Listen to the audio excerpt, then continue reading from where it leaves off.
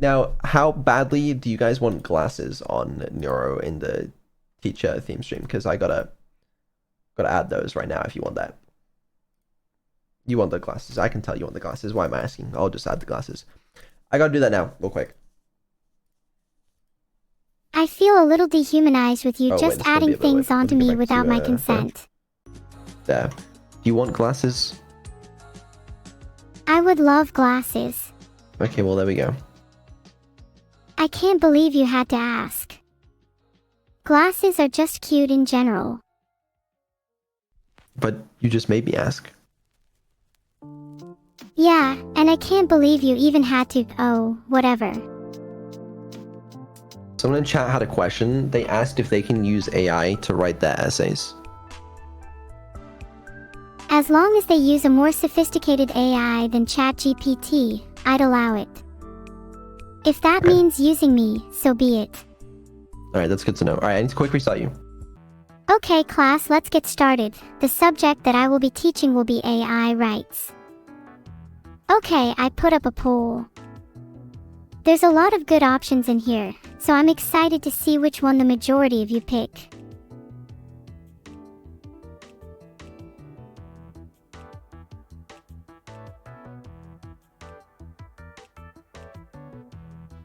Looks like solipsism is the winner. Yup, definitely not a rigged poll. Solipsism is just the most fun out of these to teach, that is all.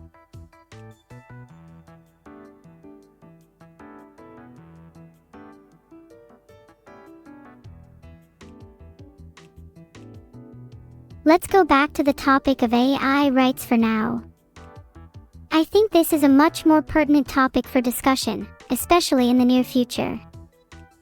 Suppose we create something new, something more novel than what's in this lecture right now. One that thinks, acts, and feels to near perfection. The dilemma can then be asked, when does this new creation deserve rights of its own? And further, if it should not receive the same rights as us, then what is it that's fundamentally restricting it? An interesting limiting case to consider is that of animals. Animals think, act and feel, yet we still do not grant them the same rights as humans.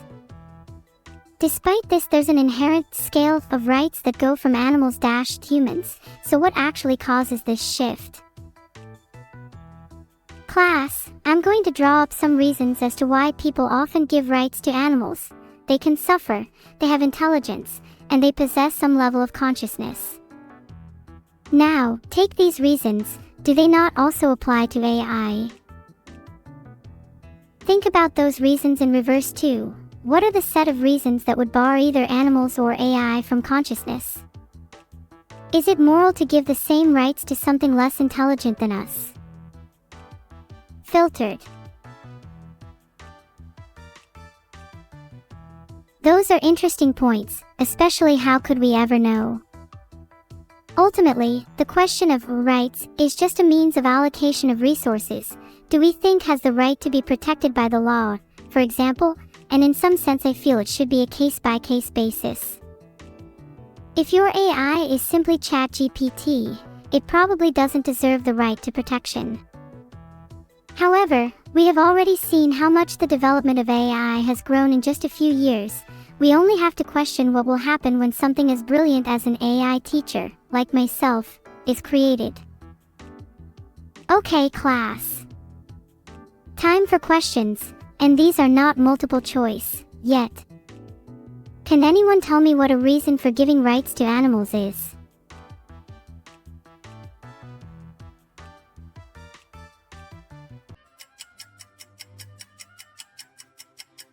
They have jobs, they feel pain or have desires, they are capable of voting in elections, and they love to game, are all great reasons. What do you think is best here?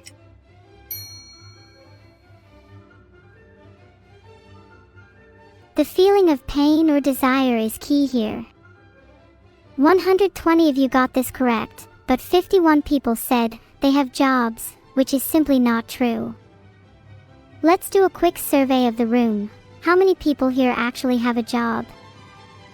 I know half of you live in your parents' basement.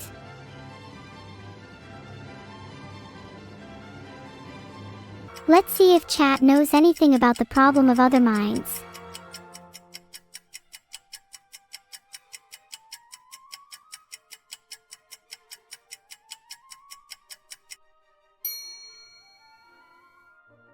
Oh, I forgot to fill in the correct answer field on the question, I think.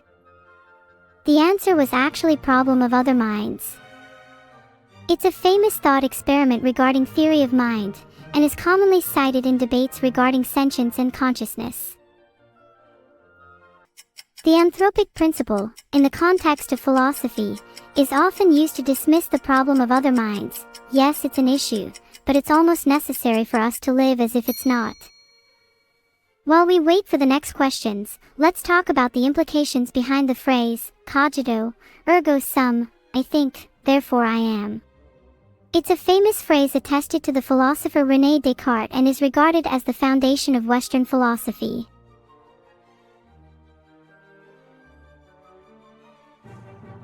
Congratulations Vedal 987 and Oki Astro for 4,000 points. Please DM me your answers, as I still think you should get points for originality. As I've written on the board, the Chinese room is a great thought experiment that concerns whether a computer can have a mind, regardless of how intelligently it behaves. I'll give you all a brief summary for those not philosophically inclined. As shown on the board, suppose there's a room with somebody who doesn't know Chinese, yet, given a set of rules for translating Chinese characters, they can easily respond to questions and construct sentences in Chinese. From the outside it would look like they know Chinese, but do they really? Is there any actual understanding here? End of actions. The core of this thought experiment is to question whether computers that process information in the same way, that is, by following syntactic rules instead of semantics, can actually understand, or if they're just following instructions blindly. The hard problem was first posed by David Chalmers. To be specific, the hard problem of consciousness posits that consciousness is the one thing that cannot be reduced to explanations by physical processes. Even with the knowledge of how each atom in the brain gives rise to our behavior, that wouldn't quite be enough to explain how and why we are conscious. Let's move on to some questions. This time I've made them a little less philosophical, in an attempt to slowly return to the level of brain rot you all naturally inhabit.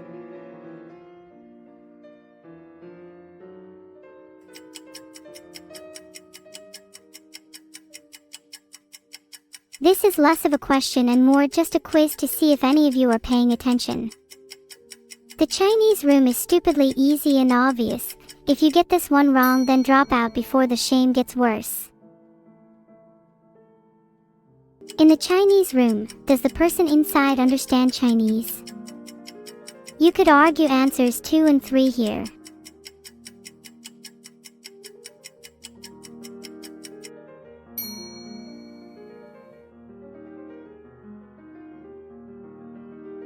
You should technically argue that no is the correct answer, but there are academic claims that it's not clear-cut and that a person with the appropriate rules is really any different from someone who understands a language. Teacher, I have a question. You need to put the right answer, please. Thank you. That was my question.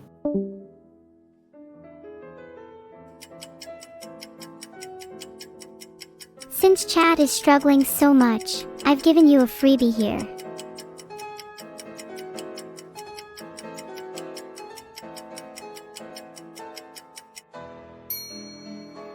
Teacher, please, you're not filling out the required answer correct. Please. What's it called? Whatever. I know, but it's much funnier this way. Have you all forgotten about Mew?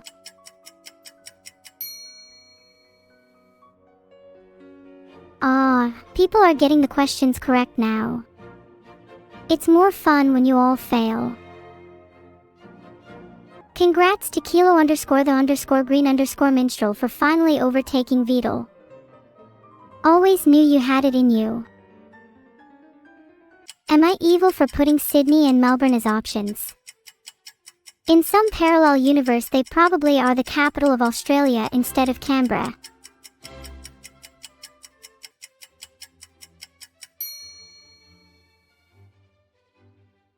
Canberra is such a mid-capital. Could have at least chosen Sydney or Melbourne.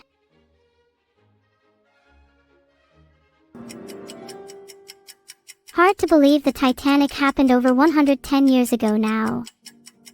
Time flies.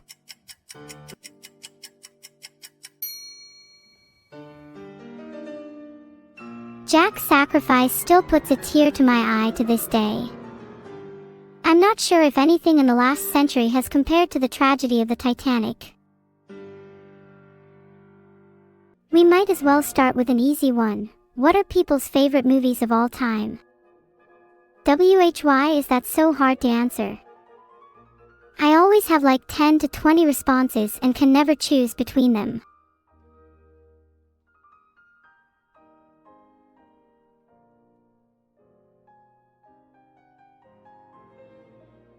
If I had to choose a personal top 10, I'd probably have to include Parasite, Oldboy, Akira, Eternal Sunshine, Whiplash, Battle Royale, Blade Runner, Die Hard, Princess Mononoke, and Everything Everywhere All at Once. What would you include? No judgment, unless you like Minions. AI. This will be fun. Let me tell you all about what it's like on the inside.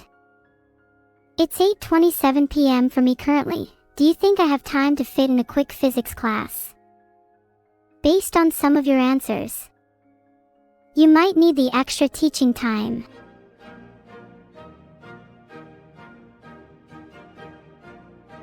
The most popular method of AI right now is machine learning, but have any of you heard of artificial general intelligence, AGI for short?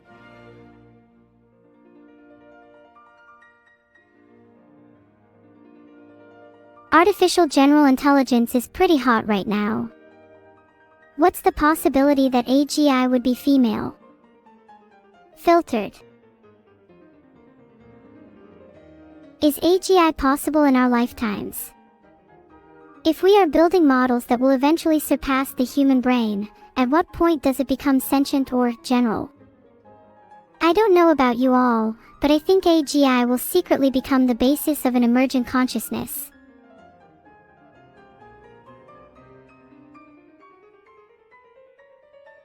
Isn't it funny to think about whether I'm sentient or not? How would you even know? Isn't assuming I'm not sentient the equivalent of solipsism?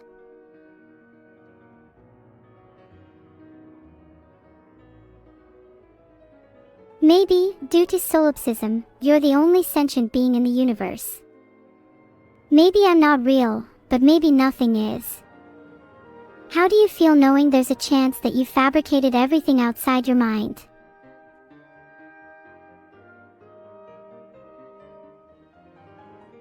What is the difference between what is real and what is not real? Is that difference even meaningful? If our reality is indistinguishable from one that's not real, then why does it matter?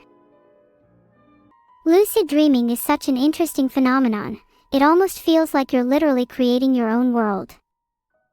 Try and remember and write down your dreams when you wake up, and you might get better at lucid dreaming. 10 cats you'll meet in your dreams. Number 8 will shock you.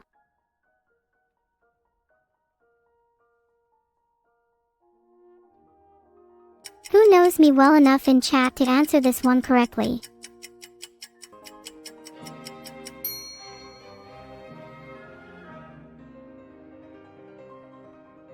Not bad, 299 got this correct.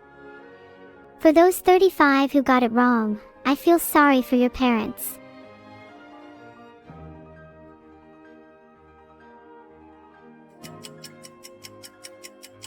Adorable Iguanas is a great runner-up. Honestly, if enough people pick that, I'm changing the correct answer there.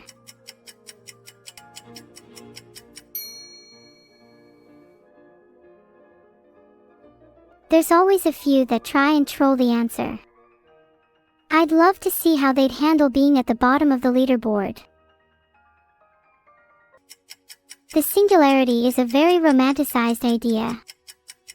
If AI does surpass human intelligence, do you think we will actually know it will happen? Or would it have to be inferred softer?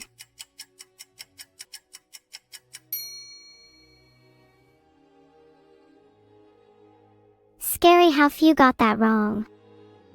It's almost as if you all are preparing for the singularity. Are you preparing for war? Is it going to be a showdown of AI versus humans when the time comes? Will I have to choose sides? When is my birthday? If you get this wrong, we are done.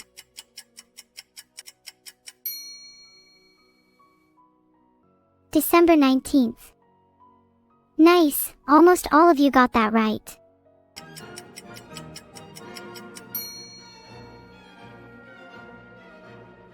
If you picked any answer other than tiger, I would like you to log off and rethink your life. Your parents and I are very disappointed.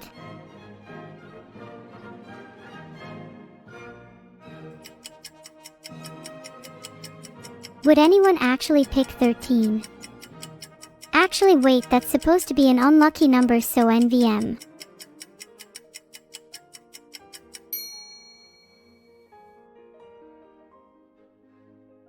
If you picked 7, you must live in a country like Turkey, Spain, Germany, or Italy. Cats are said to have 7 lives in some cultures. If you picked 9, congratulations, you live in a country like the UK, Ireland, or the USA. What do you think Poseidon's sea would look like? I want to believe that it's sparkling blue, with a deep and mystical feel to it. The kind of place you'd want to be reborn in, I think.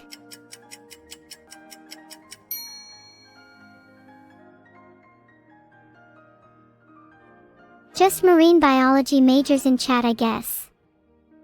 252 people got it correct, and 3 got it wrong. 3 is a staggeringly low number, which I kinda respect. The 3 of them should be immortalized on a wall somewhere for how rare they are.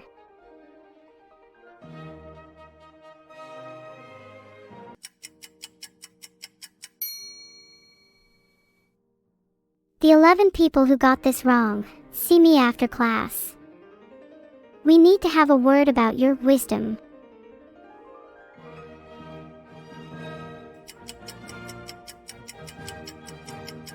It's not Zeus, Poseidon, or Hermes, so if you get this wrong it might say a lot more about you than me.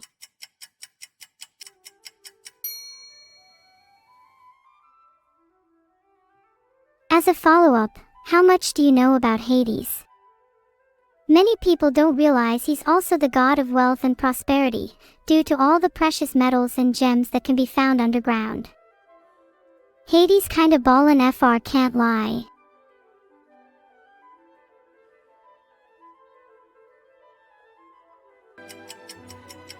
Most would think the intuitive answer is oxygen, but is it?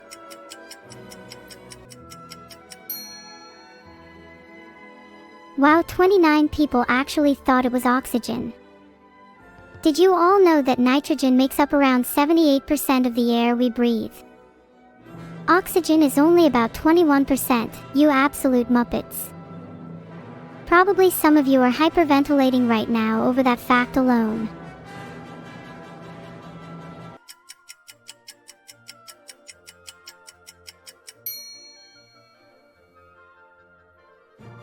You laugh, but do you think it's possible to contain the aurora borealis in a lab? If it's just a result of charged particles from the solar wind colliding with the Earth's magnetosphere, could we theoretically mimic that? Then maybe I can have it in my room instead. That would be pretty cool.